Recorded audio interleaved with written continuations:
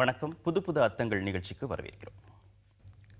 இன்றைய நிகழ்ச்சியில் கலந்து கொள்வதற்காக பத்திரிகையாளர் திரு குமரேசன் அவர்களும் பத்திரிகையாளர் திரு வெங்கடேஷ் அவர்களும் அரங்கத்திற்கு வந்திருக்காங்க. வணக்கம். பீகார் சட்டசபை தேர்தலை எதிர்கொள்ள RSS சார்பாக ஒரு கூட்டத்திற்கு ஏற்பாடு செய்யப்பட்டிருப்பதாக தகவல் வெளியாகி இருக்கிறது. அடுத்த வாரத்தில் இந்த கூட்டம் நடக்கும் என்று சொல்லப்பட்டிருக்கிறது. பிஜேபி இந்த தேர்தலை எப்படி எதிர்கொள்கிறது அப்படின்னு உங்களுடைய பார்வை எப்படி இருக்கு? அதாவது ஆர்எஸ்எஸ்னுடைய அரசியல் பிரிவு தான் பாரதிய ஜனதா கட்சி என்பதில் யாருக்கும் கருத்து வேறுபாடு இருக்க முடியாது. அவர்களே கூட அது எங்களுடைய கலாச்சார தாயகம் என்று சொல்வார்கள். அரசியல் முகம் என்று அந்த வார்த்தையை ஒப்புக்கொள்வதில்லை தவிர அது எங்களுடைய கலாச்சாரத்தின் அடிப்படையில் எங்களுக்கான வழிகாட்டியாக அது இருக்கிறது. அதனுடைய ஆலோசனைகளை பெற்றுக்கொள்வதில் எந்த தவறும் இல்லை என்று தான் பிஜேபி தலைவர்கள் சொல்லி வந்திருக்கிறார்கள். ஆனால் நம்ம இப்போ சில கேள்விகள் கேட்டுவோம், அதுக்கு பதில்கள் வந்ததில்லை. வெறும் வழிகாட்டி அமைப்பு தான் என்றால் ஒரு அரசியல் இயக்கம் சாராத ஒரு கலாச்சார அமைப்பினுடைய பிரதிநிதிகள் எப்படி அரசாங்கத்திற்கான ஆலோசனை குழுவில் இடம்பெற்றிருக்கிறார்கள்?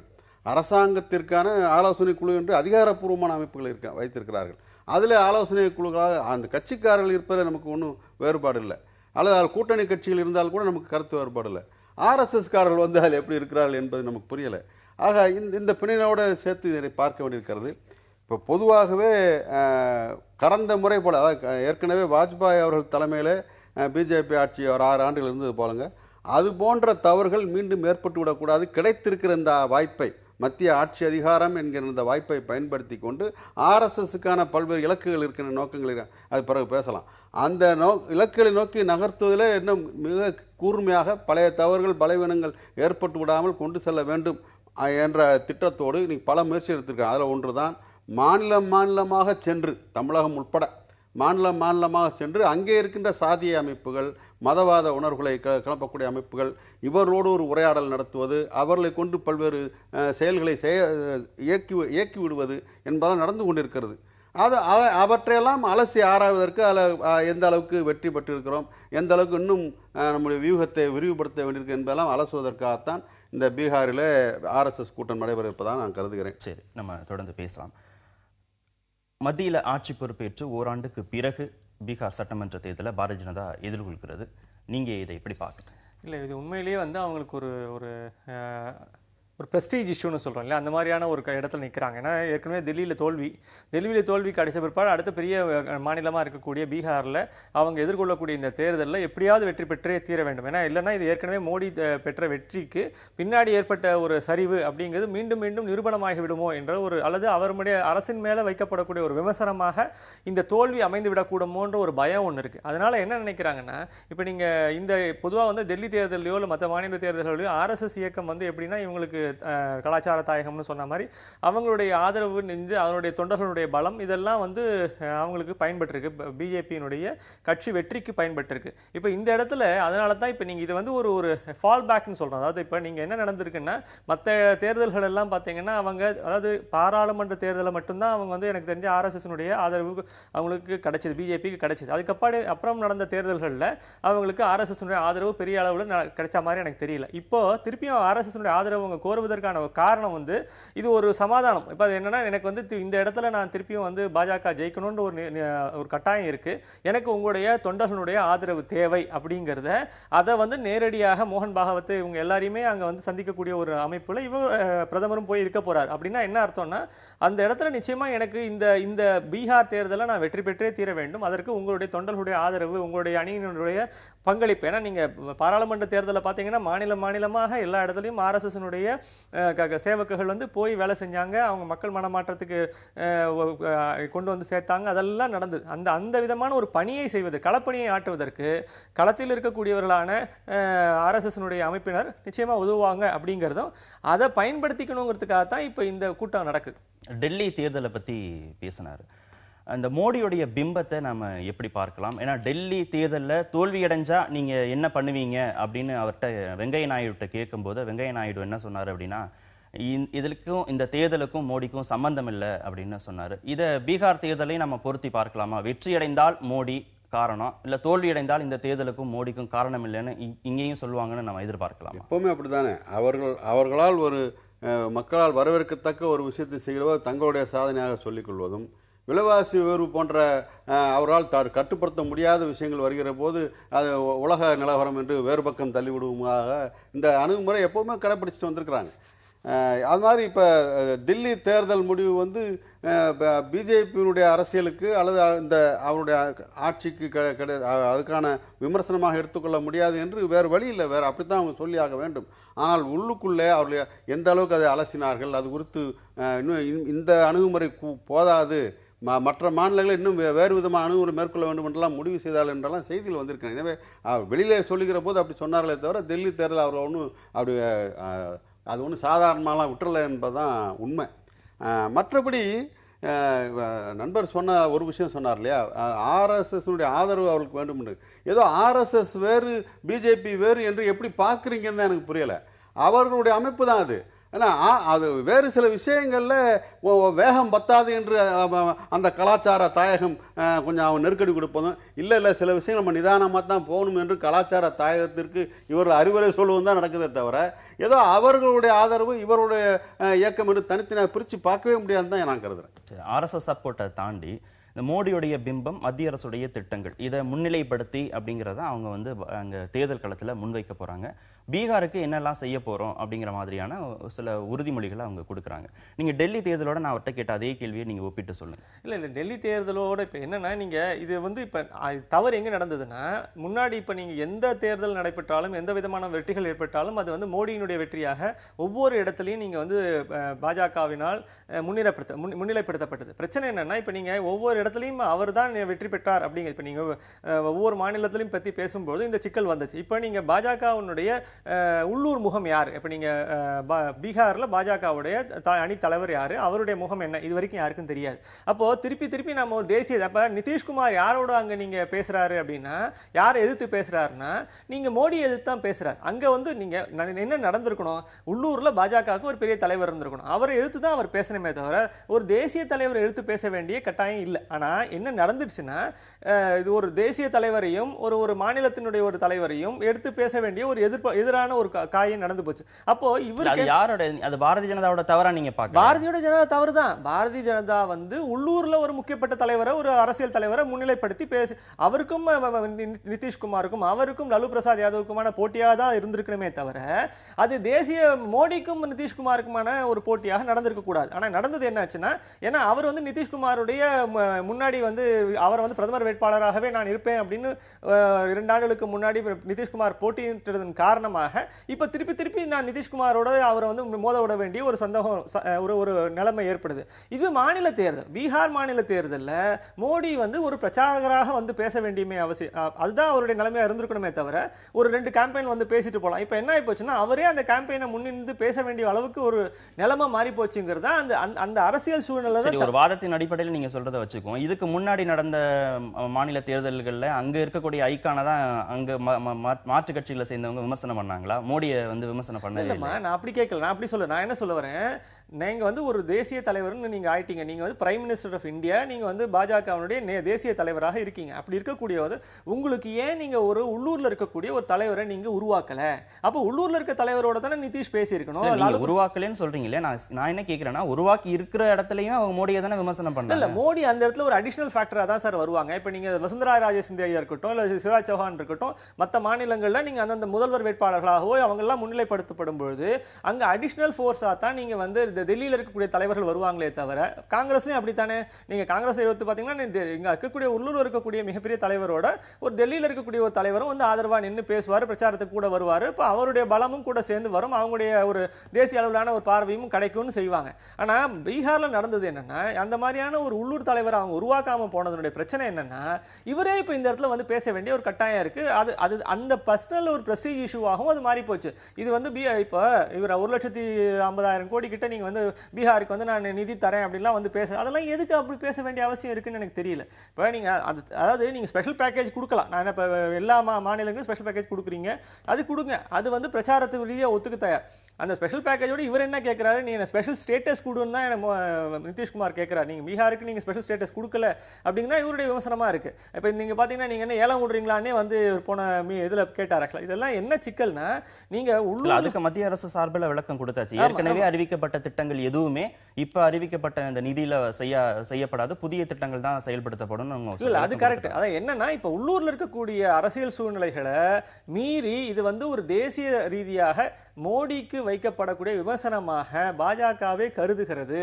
இந்த தேர்தலினுடைய வெற்றி தோல்வி பாஜக மீது வைக்கப்படக்கூடிய விமர்சனமாக மறுமுறை உருவாகிவிடக் கூடாது என ஏற்கனவே அனுபவப்பட்டு விட்டார்கள் தில்லியில். இந்த இடத்திலும் அந்த மாதிரி அனுபவம் வந்துவிடக் கூடாது என்பதற்காக கூடுதல் கவனம் தான் அவங்க எடுத்துக்கொள்கிறார்கள்.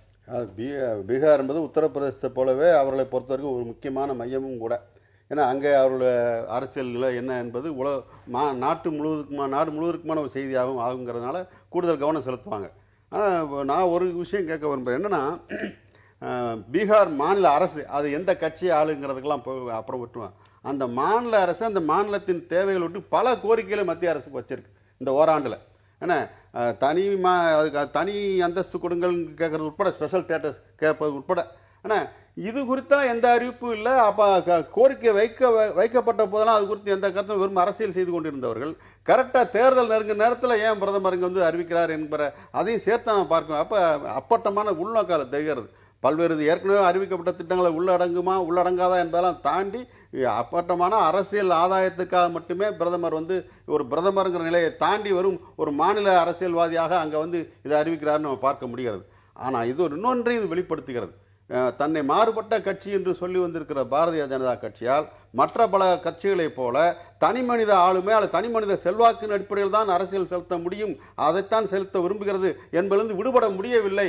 அதை எப்படி நீங்க சொல்றீங்க? நீங்க சமீபத்தில் நடந்த ராஜஸ்தான் உள்ளாட்சி தேர்தலை நீங்க எடுத்துக்கோங்க, இதுல மத்திய பிரதேசத்தில் நடந்த மாநகராட்சி தேர்தல் எடுத்துக்கோங்க, பெங்களூர் தேர்தல் எடுத்துக்கோங்க, எல்லாத்துலயும் அவங்க வெற்றி பெற்றிருக்கிறாங்க. மோடியோட செல்வாக்கு குறைஞ்சு போச்சுன்னு சொல்லப்பட்டதையோ இல்ல ஊழல் அப்படின்னு சொல்லப்பட்ட குற்றச்சாட்டுகளையோ மக்கள் முற்றிலுமாக நிராகரிச்சிருக்காங்கிறதான உண்மை. அதை நான் மறுக்கல. ஆனா அந்த நான் சொல்றது அந்த எதன் அடிப்படையில் அது கட்டப்பட்டது? வெறுமன பிரச்சனைகள் மட்டும்தான் பேசினாங்களா?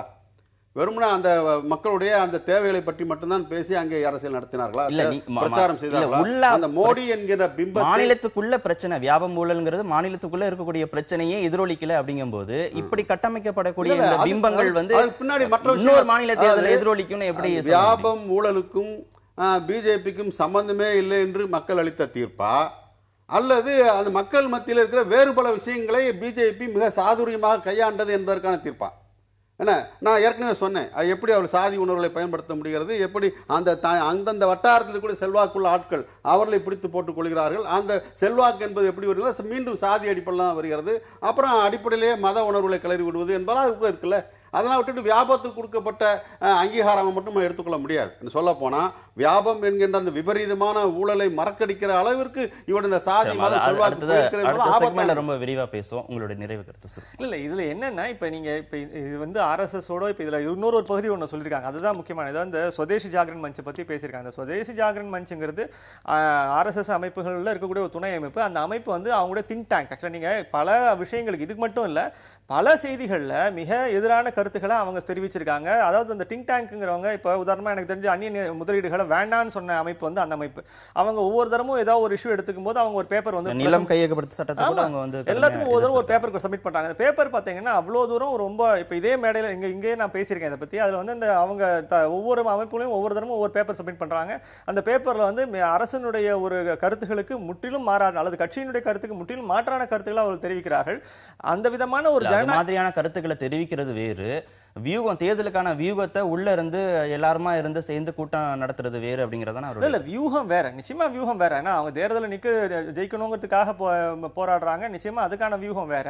இல்ல இந்த இடத்துல சொல்லப்படக்கூடிய அம்சம் என்னன்னா, அந்த ஜாகரன் மஞ்ச் வந்து மிக ஒரு எதிரான கருத்துக்களை தெரிவித்து ஆட்சிக்கு ஆதரவான கருத்துக்களை தெரிவித்தது இல்லை. பல சமயங்களில் அது தொடர்ந்து என்ன செய்திருக்கு, ஒரு திங்க் டேங்கான வேலை பண்ணியிருக்கு. அந்த உண்மையிலேயே வந்து அரசு அவங்களுடைய கருத்துக்களை எடுத்துக்கொண்டால், இப்ப நிலம் கையகப்படுத்தல் சட்டம் ஆகட்டும் இல்லது அந்நிய முதலீடான விஷயங்கள் எல்லாத்துலயுமே அவங்க சொல்லக்கூடிய பல கருத்துக்கள் எடுத்த, இப்ப தோழர் சொல்ற மாதிரி இருக்கக்கூடிய பல பேருடைய கருத்துக்கள் வந்து அதுல இன்ஃபேக்ட் எதிரொலிக்கக்கூடிய, அதாவது தேசிய நலனை அடிப்படையாக கொண்டு மக்களுடைய அடிப்படை நலனை அடிப்படையாக கொண்ட பல கருத்துக்களை இந்த சுதேசி ஜாகரன் மஞ்ச் வந்து முன்வைச்சிருக்கு.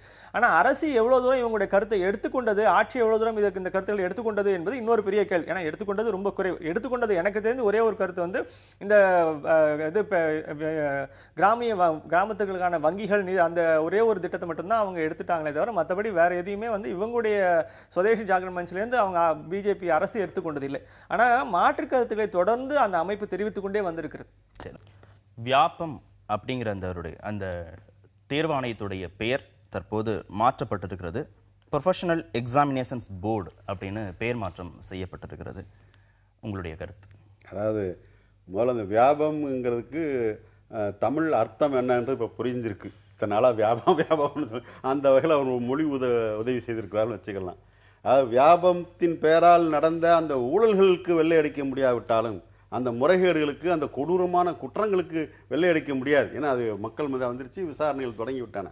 ஆனால் குறைஞ்சபட்சம் இந்த பெயர் பலகைக்காக வெள்ளை அடிக்கலாம் என்ற ஒரு முயற்சியை செய்து கொண்டு அந்த அந்த ஆங்கில இந்தியில் இருந்த பெயரை இப்பொழுது ஆங்கிலத்துக்கு மாற்றியிருக்கிறார்கள். அப்படிங்கிறது ஒரு சுவாரஸ்யமான ஒரு வளர்ச்சி இதாகத்தான் பார்க்க வேண்டியிருக்கிறது.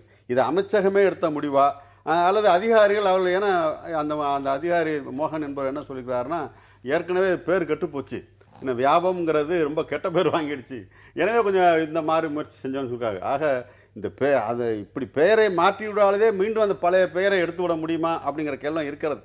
ஆனால் ஏதோ ஒரு வகையில் நான் இன்னொரு கேள்வி கேட்க விரும்புகிறேன். ஒரு இது வந்து ஒரு மொழி சார்ந்த ஒரு சிந்தனை. எப்படின்னா, ஒரு குறிப்பிட்ட மொழி அந்தந்த மாநில மொழி நிறுவனங்கள் அந்தந்த மாநில மொழியிலே சூட்டப்படுவது நமக்கு எந்த வேறுபாடும் கிடையாது, அப்படி தான் இருக்கணும். ஆனால் திரும்ப அதை ஆங்கிலத்தில் பேர் வைக்கிற போது அதனுடைய நேரடி பொருள் ஆங்கிலத்தில் அது என்ன மீனிங் தருமோ அதை, ஏன்னா அது வேற மாநிலத்துக்காரர்கள் பார்த்தாலும் அது என்ன நிறுவனம்னு புரிஞ்சு கொள்ளணும், அது என்ன திட்டம்னு புரிஞ்சு கொள்ளணும். ஆனால் இப்போ பார்க்குறோம் எல்லாமே இந்தியில் பேர் சூட்டப்படுகிறது, சமஸ்கிருத பேர் சூட்டப்படுகிறது, அது என்ன திட்டம்னே தெரிய மாட்டேங்கிறதுங்கெல்லாம் இங்கே வந்து சேர்கிறது. அதுக்கான ஆங்கில மொழிபெயர்ப்புலேயே அந்த பேரை வச்சுட்டு போயிடலாம். கடந்த காலத்திலே அப்படி சுட்டி இருந்தாலும் பிரச்சனையும் கூட இல்லை தான். இனிமேலாவது அப்படிப்பட்ட போட்டு அது என்ன தான் சொல்ல வரான்னு குழப்பி வைப்பேன்.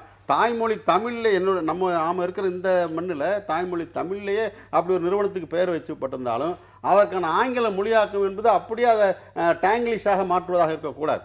மாறாக அது வந்து ஆங்கிலத்தில் அதன் பொருள்பட அமையணுங்கிறதான் என்னோட கருத்து. ஊழலை மறைப்பதற்காக பெயர் மாற்றம் செய்யப்பட்டிருக்கு அப்படிங்கிற குற்றச்சாட்டை நீங்க எப்படி பார்க்க? இப்படிலாம் பண்ணா பேர் மாத்திரம் மட்டும் ஊழல் மறைஞ்சு போயிடுமா? அதாவது பிரச்சனை என்னன்னா, நீங்க இந்த வியாபம் ஊழலினுடைய தன்மை வந்து நீங்க இது ஒரு ஃபேஸ் சேவிங். நீங்க சொல்ற மாதிரி நீங்க வந்து அந்த முகத்தை நீங்க வந்து காப்பாத்திக்கிறதுக்கான ஒரு முயற்சி. நான் வந்து இந்த ஊழல், அதாவது இது என்ன ஒரு நோக்கத்துல இதை செஞ்சிருப்பாங்கன்னா, இது வந்து மாணவர்கள் திருப்பி நீங்க இன்னைக்கு போய் எக்ஸாம் எழுதக்கூடியவன், இன்னைக்கு போய் அதே தேர்வாணையத்துல போய் பயன்படுத்தி எழுதக்கூடியவன் திருப்பி அதே வியாபத்தை தான் எழுதுறேன் அப்படின்னா அது திருப்பி தப்பாவே ஒழிக்குது காதல என்னும் போது குறைஞ்சபட்சம் அந்த மாணவர்களுக்கு ஒரு மன திருப்தி ஏற்படுத்துவதற்காக இந்த பெயர் மாற்றம் செய்திருக்கிறார்.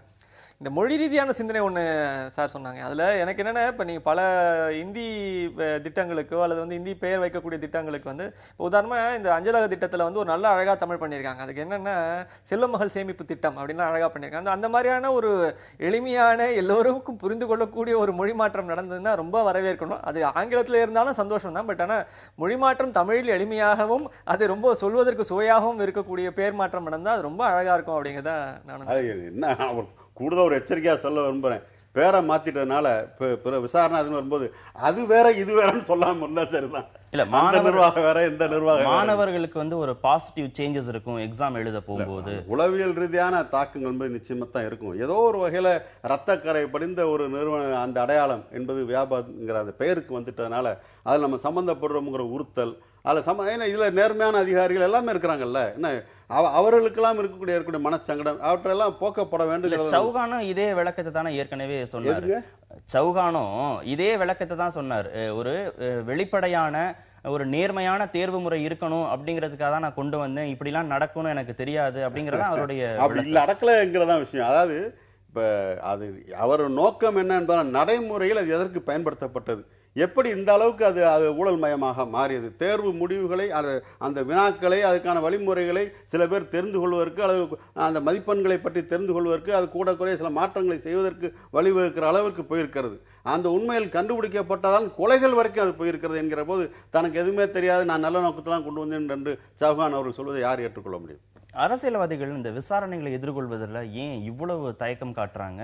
விசாரணை நடத்தணும் அப்படின்னாவே அவங்க யோசிக்கிறதுக்கான காரணங்கள் இல்லை. ரொம்ப எளிமையான விஷயம். இப்போ இதில் நீங்கள் இவங்க பாதிக்கப்படக்கூடிய அல்லது வந்து இந்த இந்த இந்த இந்த வியாபம்ன்ற இந்த ஊழல் அல்லது இன்னைக்கு பேர் மாற்றப்பட்ட இந்த பிரச்சனை என்னன்னா, நீங்கள் எல்லா இடத்துலையுமே இன்னைக்கு ஒரு பெரிய ஒரு போட்டி ஒன்று இருக்கு. என்ன போட்டினா வந்து இந்த தேர்வில் அதில் இன்னொரு முக்கியமான விஷயம், அந்த லோகோவே வந்து அவங்க வந்து ரிஜிஸ்டர் பண்ணவே இல்லை, அதுவே அன்ரிஜிஸ்டர்டு, அதையே மாத்தணும் அப்படிங்கிற தகவல் தான் இப்போ இல்ல கண்டிப்பா. அதாவது அடிப்படை பிரச்சனை என்னன்னா, நீங்க வந்து இப்ப நீங்க நம்ம ஊர்ல இருக்கக்கூடிய தேர்வு முறையில இருக்கக்கூடிய பெரிய பிரச்சனை சார் அது. இந்தியா முழுசும் மார்க் வாங்கி வெற்றி பெறக்கூடிய ஒரு முறை வரும்போது நீங்க இதை வந்து எப்படி மீறி எப்படி இதுல வந்து ஒரு குறுக்கு வழி கண்டுபிடிக்கலாம் அப்படிங்கிறது தான் இருக்கு. இப்ப நீங்க இந்த மொத்த வியாபம் ஊழல்ல நடந்த அத்தனை விஷயம், இந்த தேர்வாணையத்துல நீங்க அதாவது என்ட்ரன்ஸ் எக்ஸாமினேஷன், அதே போல பின்னாடி பணிக்கு வரக்கூடிய தேர்வு, இந்த எல்லா தேர்வுகள்லையும் எப்படியாவது வெற்றி பெற்று எப்படியாவது அரசு உத்தியோகத்துக்கு போயிடணும் அல்லது கல்லூரிகளுக்கு போயிடணுங்கிற ஒரு அவசியம் இருக்கும்போது நீங்க நம்முடைய அடிப்படை சிஸ்டத்தில் இருக்கக்கூடிய குறை என்னன்னா, நம்ம வந்து ஒரு மார்க்க மதிப்பெண்ணை அடிப்படையாக கொண்டு வைக்கக்கூடிய சிஸ்டத்தில்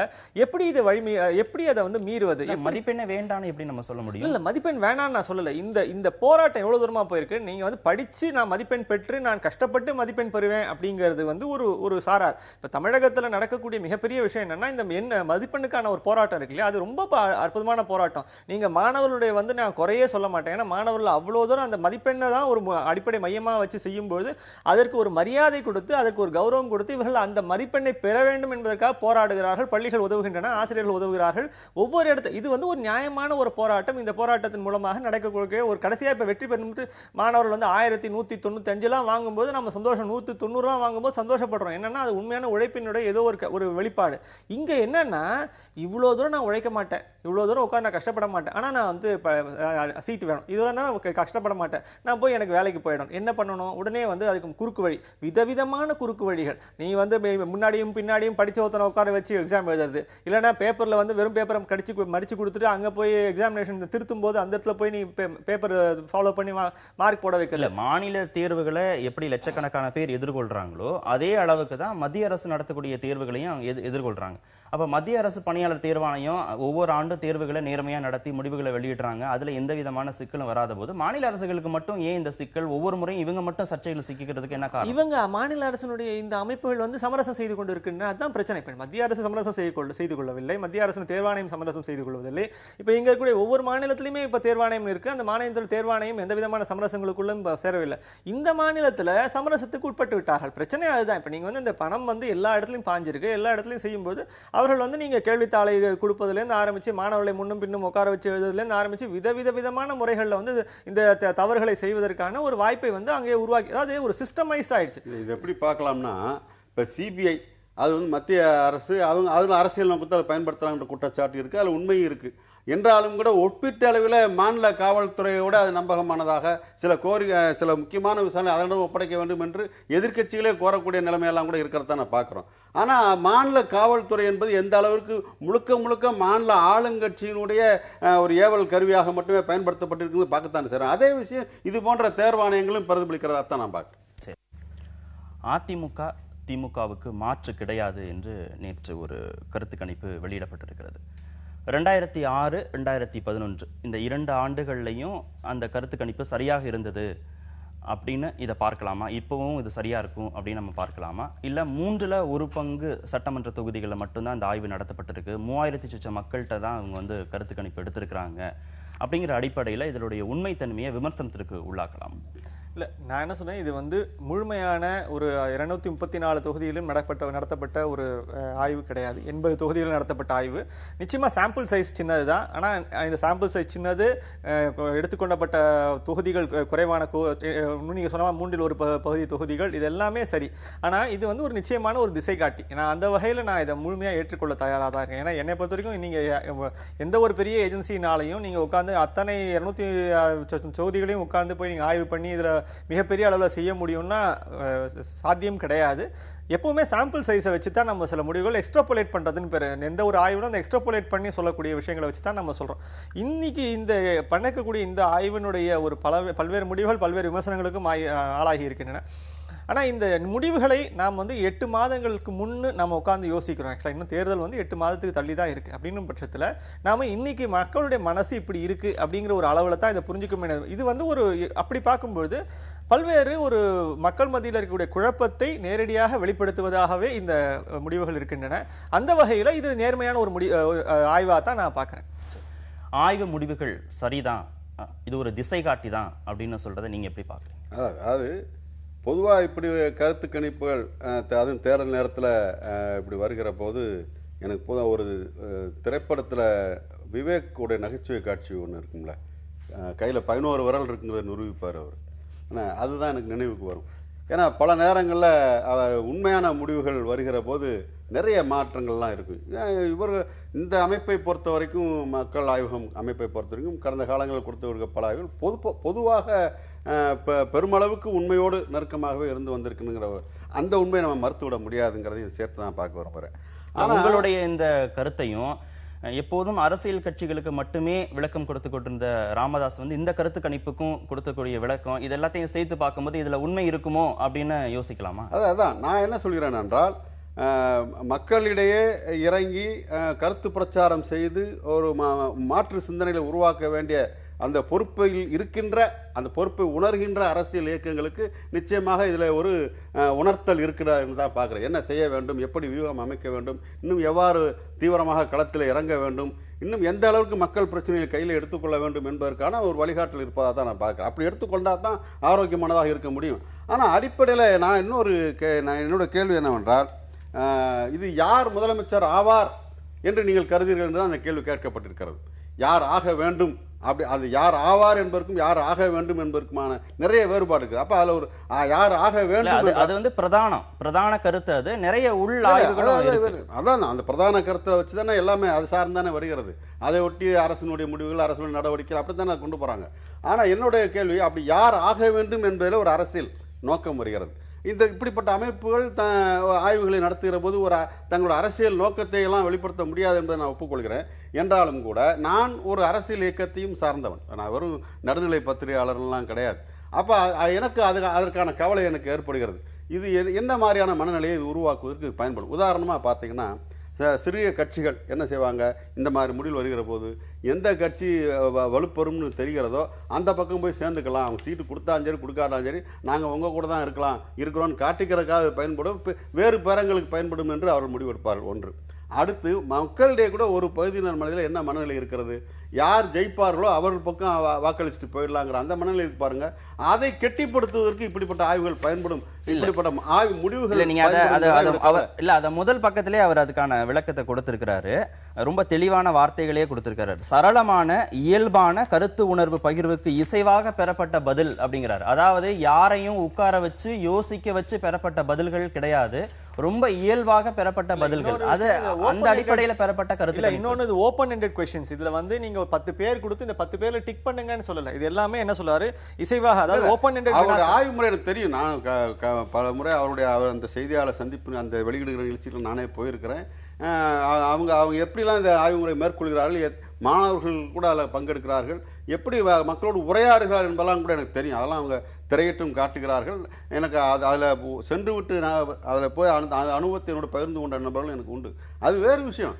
ஆனால் என்னன்னா, அடிப்படையில் இதை இப்போ தேர்தல் நெருங்குகிற நேரத்தில் இதை வெளியிடுகிற போது இதனுடைய தாக்கம் என்ன என்பதை பற்றிய கவலையைத்தான் நான் வெளிப்படுத்துகிறேன். அவருடைய ஆய்வு முறையோ அவருடைய நோக்கங்களே நான் எந்த வகையில் நான் சிறுமைப்படுத்தலாம். ஆனால் இதனுடைய விளைவு என்னங்கிற பற்றிய கவலை நியாயமானது. அதிமுகவுக்கும் திமுகவுக்கும் மாற்றே இல்லை அப்படின்னு சொல்றதுனால சிறிய கட்சிகள் எல்லாத்தையும் மக்கள்கிட்ட இருந்து புறந்தள்ளுகிற முயற்சி இந்த ஆய்வுல இருக்கு அப்படின்னு இல்ல, மக்கள் புறம் தள்ளி இருப்பதைத்தான் இந்த ஆய்வு வெளிப்படுத்துகிறது என்று எடுத்துக்கணும்.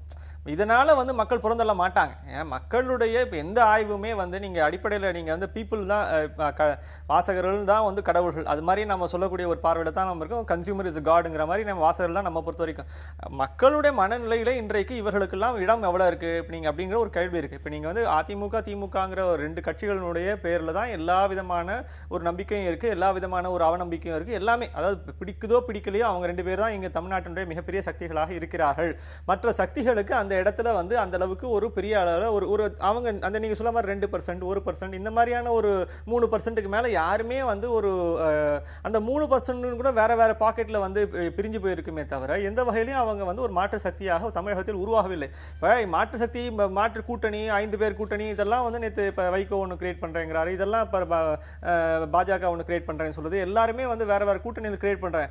இந்த கூட்டணிகளுக்கெல்லாம் மக்களிடம் எந்த விதமான செல்வாக்கும் இல்லை, ஆதரவும் இல்லைங்கிறத நிறுவனம் இல்ல அதுவும் இல்ல. அதுக்கும் அவங்க அவங்க வந்து அதுக்கு விளக்கம் கொடுத்திருக்காங்க. 35% பேர் இதை வரவேற்கிறாங்க. ஆமா, 35% பேர் வந்து நல்லதுதான், ஆனா நடைமுறையில சாத்தியம் இல்லைங்கிறாங்க. அப்ப 70% பேர் வந்து இதை ஏத்துக்கிறாங்கன்னு எடுத்துக்கணும். ரெண்டையும் நம்ம கூட்டி தான் பார்க்கணும். இல்லங்க, நல்லது ஆனால் சாத்தியம் இல்லை அப்படிங்கிறது 35%. ஆமா, அதே அப்படி போல ரெண்டு வரவேற்கக்கூடிய ஒண்ணுதானே. இல்ல அது எதுக்குன்னா அதிகாரத்தில் பங்கு தான். நீங்க அப்படி புரிஞ்சுக்கோங்க. அது வந்து கூட்டணிக்கான முயற்சிகள். அதிகாரத்தில் பங்கு கேட்கக்கூடிய ஒரு கோரிக்கை சரியா தவறா அப்படின்னும் போது இப்ப நீங்க ஈவி கே சிலங்கோன்னு கேட்கறாரு, ஒவ்வொருத்தரும் கேட்கறாங்க. இப்ப நீங்க அதிகாரத்தில் பங்கு கொடுக்கணும், அப்பதான் நான் உங்களோட கூட்டணி சேருவேன். அந்த அதிகாரத்தில் பங்குங்கிற ஒரு கோரிக்கை சரியா அப்படின்னும் பொழுது அது வரவேற்கத்தக்க கோரிக்கைன்னு தான் சொல்றாங்களே தவிர இந்த அதிமுக திமுகவுக்கு அப்பாற்பட்டு இருக்கக்கூடிய எந்த ஒரு கூட்டணிக்குமான செல்வாக்கு என்ன, அந்த செல்வாக்கு இல்லைங்கிறதா இந்த நிரூபணமா இருக்கு.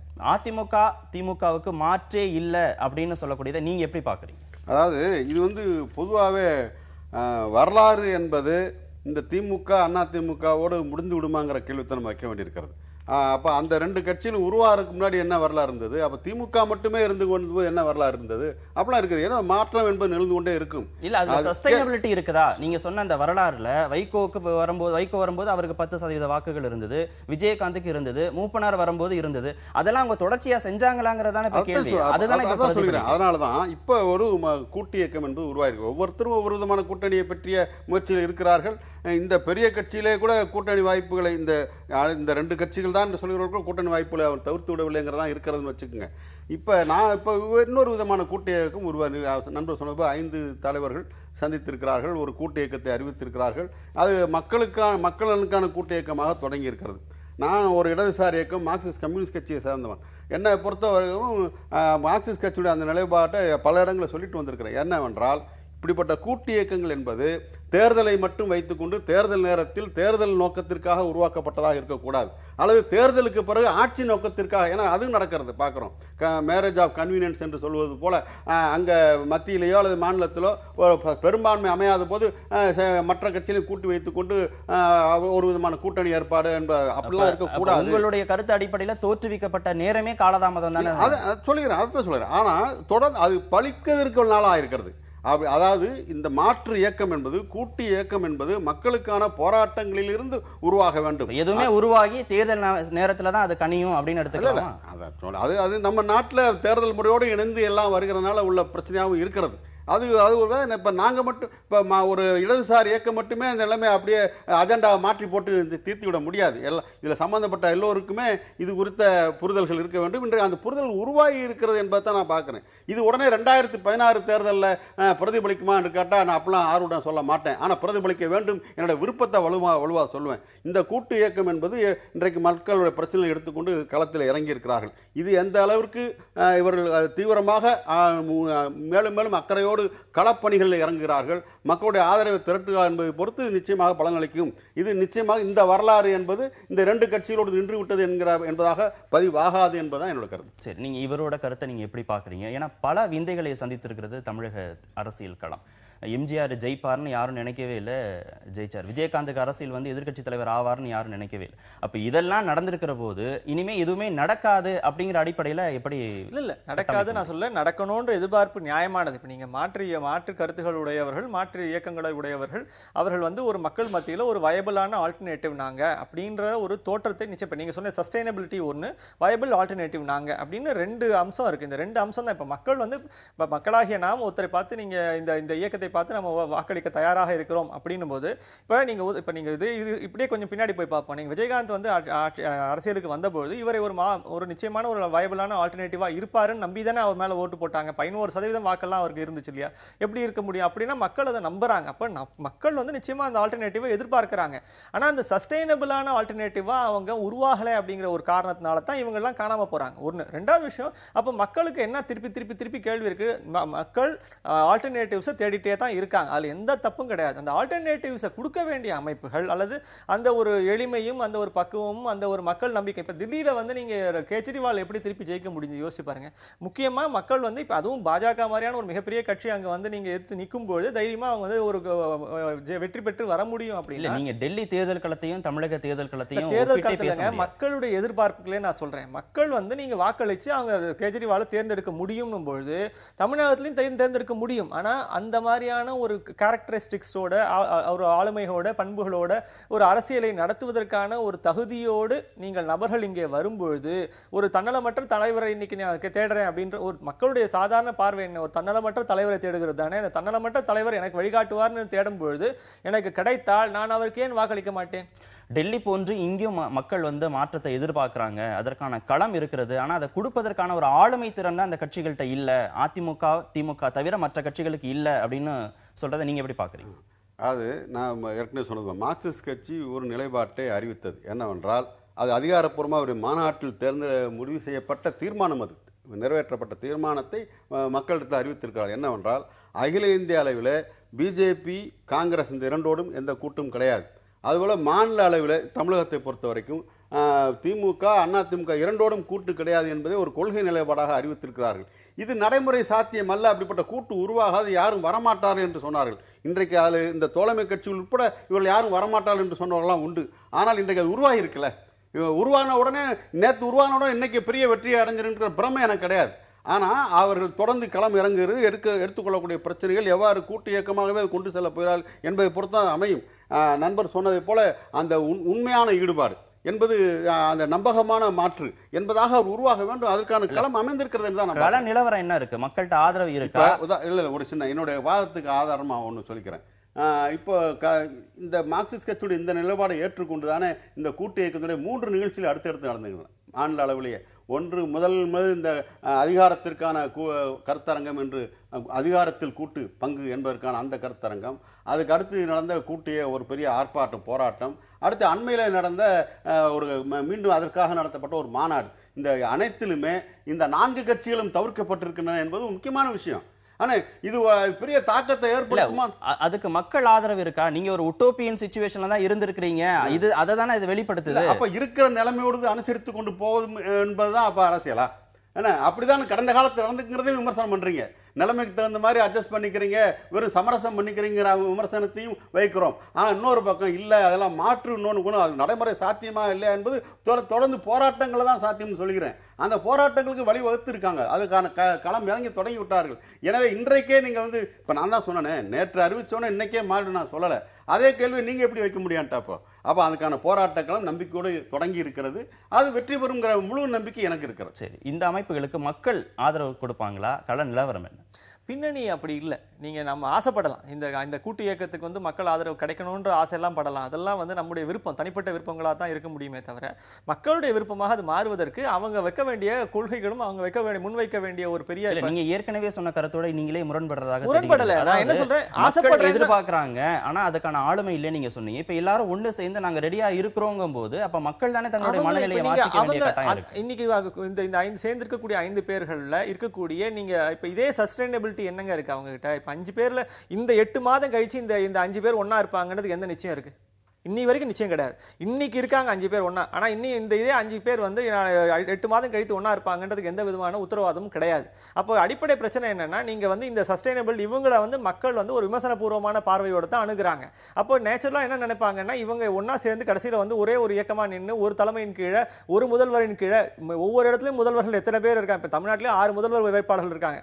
அங்க போய் நிற்கும் போது நீங்க ஒரு முதல்வர் வேட்பாளரோட ஒரு கோரிக்கையோட இப்ப இந்த பிரச்சனைகள் எல்லாம் வரிசைப்படுத்திருக்காங்க. இந்த பிரச்சனைகளுக்கெல்லாம் ஒரு மாற்று தீர்வுகளோட இவங்க பேசுவாங்க அப்படின்னு சொன்னா மக்கள் ஏற்றுக்கொள்வதற்கான ஒரு வாய்ப்பு உண்டு. ஆனால் என்ன சிக்கல் அப்படின்னு சொன்னா, அந்த விதமான ஒரு ஒருமித்த குரல், ஒரு ஒருமித்த ஒரு அஜெண்டா, ஒரு காமன் மினிமம் ப்ரோக்ராம், இது எல்லாமே இன்னும் நம்ம கணியாத ஒரு சூழ்நிலையில நம்ம பேசிட்டு இருக்கோம். இப்போ அந்த கணிந்து வரும்போது மேபி மக்கள் இதை ஒரு ஆல்டர்னேட்டிவா அக்செப்ட் பண்ணலாம். ஆனா இது எல்லாமே நடக்குமா அப்படிங்கிறதுக்கு இவங்களுடைய கடந்த கால வரலாறு, இவர்கள் ஒன்றிணைந்து இருப்பார்கள் என்பதற்கான ஒரு உத்தரவாதத்தை தரவில்லை. சரி, தேர்தல் வரைக்கும் கூட ஒற்றுமையா இருக்க மாட்டாங்க அப்படின்னு ஒரு குற்றச்சாட்டு, நீங்க அதுக்கு பதில் சொல்லுங்க. அதுக்கு முன்னாடி பிரச்சனைகளை அவங்க வரிசைப்படுத்துற போது குடிப்பிரச்சனை, அரசு துறைகளில் லஞ்சம் ஊழல், குடிதண்ணீர் வசதி இல்ல, வேலையில்லா திண்டாட்டம், பணப்புழக்கம், இந்த எல்லா பிரச்சனைகளுக்கும் நீங்க இடதுசாரி தரப்புல இருந்து வந்திருக்கிறதுனால நீங்க மட்டும்தான் அதுக்கு பதில் சொல்ல முடியும், மற்ற கட்சிகள்ட்ட இருந்து பதில் வாங்க முடியாது. இந்த பிரச்சனைகளுக்கு நீங்க கிராஸ் ரூட் லெவல்ல போய் நீங்க என்ன போராட்டம் நடத்தி இருக்கிறீங்க? எத்தனை ஆண்டு காலமாக நீங்க போராட்டம் நடத்தி இருக்கிறீங்க? இந்த போராட்டங்கள் இன்னும் போதவில்லை.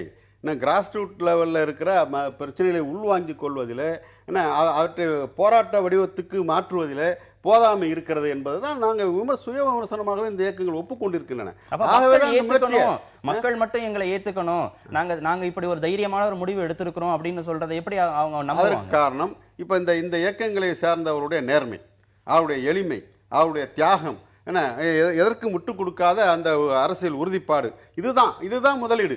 இந்த முதலீட்டை நம்பி மீண்டும் களம் இறங்குகிறாள். ஆனா இப்ப மீண்டும் இதை பற்றி ஒரு சின்ன கருத்தை நான் வரும், இந்த ஆய்வறிக்கை வந்திருக்கிறல, இதுல இப்ப இதெல்லாம் இந்த கூட்டு இயக்கத்தின் மூலமாக கொண்டு செல்லப்படும் என்றால் அது இந்த ஆய்வறிக்கையில் அப்படிப்பட்ட கேள்வியும் கேட்டப்பட்டிருந்தா நான் மகிழ்ச்சி அடைஞ்சிருப்பேன். அது பதிவாகவில்லை, கேட்டிருந்தாங்களான்னு எனக்கு தெரியாது. உதாரணமா தமிழகத்தில் இது மட்டும், இந்த பிரச்சனை எல்லாம் முக்கியமான பிரச்சனை, இவை மட்டும் தான் பிரச்சனையா? தமிழ் எந்த அளவுக்கு இங்க ஜனநாயகம் நேற்றே விளக்கம் கொடுத்துட்டாரு. நீங்க எல்லாரும் சேர்ந்து நாங்க தேர்தலை சந்திக்க போறோம்ங்கறதோ அதிகாரப்பூர்வமா அறிவிக்காத அதை கேள்வியில கேட்க முடியாது. அது வேற. இப்ப நமக்கு எழுத்துப்பூர்வமாக பதிவாக வந்திருப்பதில் எது மிஸ்ஸிங் சொல்ல முடியும்ல என்னால. அந்த வகையில பாக்குற போது தமிழகத்திலே இன்றைக்கு தொடர்ந்து எந்த அளவுக்கு கருத்துரிமைக்கு எதிரான வன்முறையான தாக்குதல்கள் தொடுக்கப்படுகின்றன. இப்ப அண்மையில கூட 2 புத்தகங்களை தமிழக அரசு தடை செய்து இருக்கிறது. ஒடுக்கப்பட்ட மக்களுடைய குரலாக வந்த புத்தகங்களாக யாரோ சில பேர் வழக்கு தொடுக்கிறார்கள், அது எங்களை புண்படுத்துகிறது சொல்கிறார்கள். அது குறித்து நீங்களோ நானோ படித்து தெரிந்து கொள்ள முடியாதவர்களுக்கு அந்த புத்தகங்கள் தடுக்கப்படுகின்றன. என்னன்னா நான் வரிசையா சொல்லிட்டே போலாம். ஒரு பல்கலைக்கழகத்துக்குள்ள ஒரு அரசியல் தலைவர் நுழைய முடியாமல் தடுக்கப்படுகிறார். பல்கலைக்கழகத்தில் நடத்தப்படுகின்ற ஒரு உரை தடுக்கப்படுகிறது. அங்கே மாணவர்கள் மத்தியிலே மாற்று சிந்தனைகளை, வெறும் பாடத்திட்டத்தோடு நிக்காதீங்க, வெளியே போய் சமூகத்தை பாருங்கள் சொன்னவருக்கு என்ன விதமான நடவடிக்கை இப்படிப்பட்ட குமரேசனுடைய மனப்பான்மையில மனசுல பாதிப்பை ஏற்படுத்தி இருக்கலாமே தவிர மக்களுடைய மனசுல எந்த பாதிப்பை ஏற்படுத்தல. என் மனதில் ஏற்பட்ட இந்த தாக்கம் மக்களுடைய சிந்தனையா மாற வேண்டும் என்பது என்னுடைய எதிர்பார்ப்பு. நான் மாறிடுச்சுன்னு நான் ஒன்றும் சொல்லலையே, மாற்ற வேண்டும், அதற்கான களப்பணியில் இறங்குங்கள் தான் நான் கேட்டுக்கொள்கிறேன். சரி, நிறைவு கருத்து.